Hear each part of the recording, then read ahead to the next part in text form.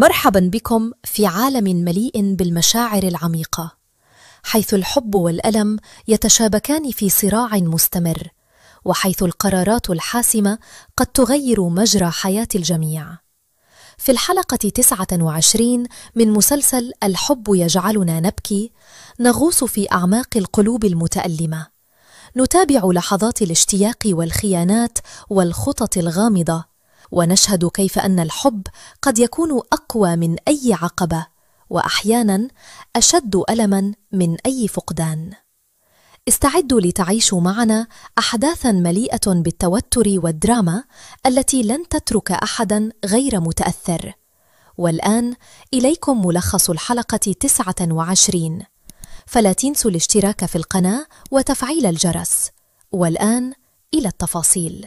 تبدأ الحلقة مع روزغار وهو واقف في مكان هادئ ممسكاً بصورة آدا بين يديه، يحدق في الصورة طويلاً متأثراً ويهمس لنفسه: يا آدا، لو تعرفين الثمن الذي أدفعه لأرى ابتسامتك. إذ تبدو ملامحه حزينة ومليئة بالاشتياق، وكأن قلبه يكاد ينفطر. في هذه اللحظة يلاحظه مارت ويقترب منه ليقدم له نصيحة: طالما تحب آدا لا تنتظر أكثر من ذلك، فالوقت إن تأخر قد تفوتك الفرصة. يقف روزغار لحظة متأملا كلام أخيه، ويقرر أخيرا مواجهة مشاعره وإخبار آدا بحبه، فقد أدرك أن الوقت قد حان ولا يمكنه الانتظار أكثر. في مشهد آخر نرى آدا وهي تعود إلى المنزل متأخرة بعد زيارتها للمستشفى للاطمئنان على حالة شيشاك. عند وصولها تجد زوجة خالها نائمة، وتظن في البداية أن إسماعيل هو من جاء. طوال الوقت تتحدث الزوجة في نومها عن إسماعيل، مما يثير حيرة آدا وتأملها في قوة الحب. كيف يمكن للإنسان أن يظل يفكر بمن أحب حتى بعد كل الأذى الذي سبب له؟ في الوقت ذاته يقضي إسماعيل ليلته في منزل آدا، ويستيقظ في الصباح ليجد محفظته وبطاقة البنك مفقودتين، فيقع في حالة من الغضب والهلع، ويهاجم آدا بالاتهام بسرقة محفظته. ترد آدا بغضب وتصرخ: هل يعقل أن تتهمني بالسرقة بعد كل ما فعلته من أجلك؟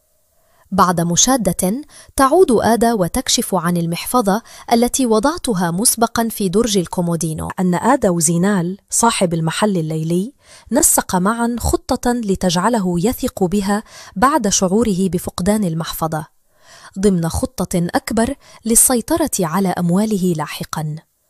يراقب مصطفى الأمر بقلق، متسائلا عن نوايا زينال وخوفا من أن يكون الأمر مرتبطا بآدا بطريقة ما. في الوقت نفسه تحاول آدا الاهتمام بشاشاك وإحضار الطعام والدفء للمنزل، لكنها تعيش حزنا عميقا على صديقتها في المستشفى. تلاحظ زوجة خالها ذلك وتحاول التخفيف عنها، لكنها لا تستطيع تغيير شعورها بالقلق.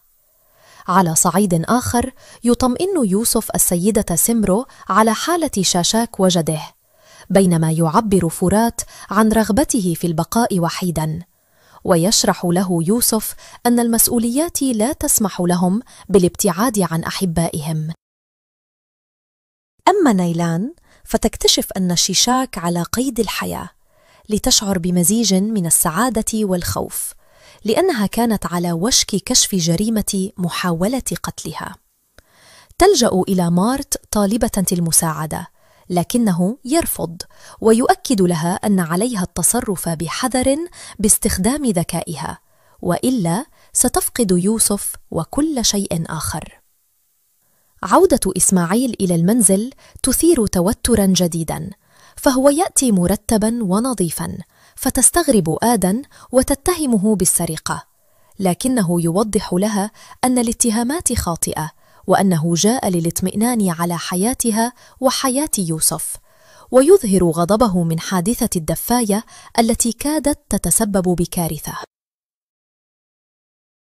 تصل الأحداث إلى ذروتها عندما يواجه روزغار يوسف ليبلغه قراره الرسمي.